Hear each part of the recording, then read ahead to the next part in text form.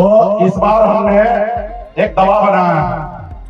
जैसे कोरोना काल में देश के डॉक्टर ने एक दवा बनाया था, वैक्सीन, देश के लोगों को सुरक्षित करने के लिए। इस बार हमने वो वैक्सीन बनाए हैं। वो वैक्सीन क्या मालूम है? उस वैक्सीन का नाम है गंगा जल।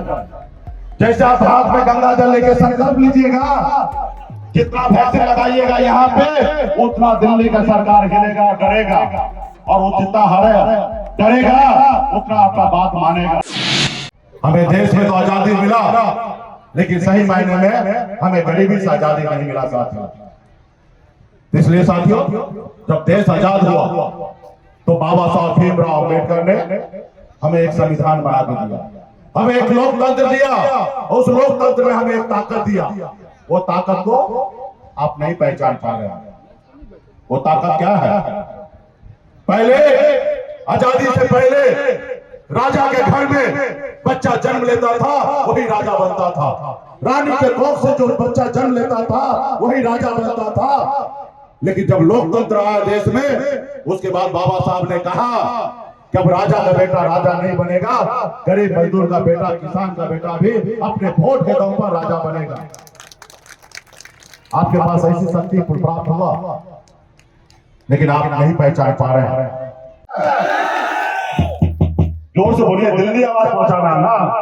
क्या लड़ाई लड़ने के लिए तैयार हैं? ठीक है। तो इस बार हमने एक दवा बनाया है।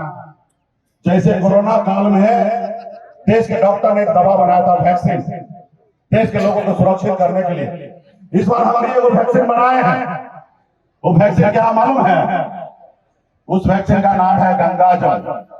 जैसे आप हाथ में गंगा जल लेके संकल्प लीजिएगा, जितना वैक्सीन लगाइएगा यहाँ पे, उतना दिल्ली का सरकार हिलेगा, डरेगा, और वो जितना डरेगा उतना आपका बात मानेगा।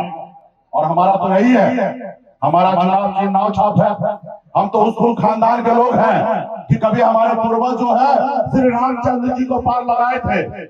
आज भी जो हमारे नाव पे बैठेंगे वो पार लगाएंगे और दिल्ली में सरकार बनाएंगे। और हम पहले वाला केवट महाराज नहीं है कि बैठिए प्रभु, हम आपको यहाँ पार लगाते हैं और आप हमको वहां पार लगाइएगा। वो वाला मल्लाह हम नहीं है। हम तो वो मल्लाह है कि नाव पे बैठने से पहले आप आरक्षण लागू कीजिएगा, तब नाव पे बैठने देंगे, वरना नाव पे बैठने नहीं देंगे। आपको नाव पे बैठने नहीं देंगे। और गलती से बैठ गए तो बीच नदी में लेके जाएंगे और नाव को पलटी मार के, खुद तो तैरने के लिए आता, बाहर निकल जाएंगे, फिर तुम वहीं पे फंस के मर जाओगे। इसलिए साथियों, बंटवारा होने से बिहार का निषाद और झारखंड का निषाद अलग नहीं हो सकता। सब एक ही माँ का, एक ही पिता का संतान है। तो हमारे साथ भेदभाव पिछले लगातार 10 सालों से अपने समाज के हक अधिकार के लिए मैं लड़ाई लड़ रहा हूं।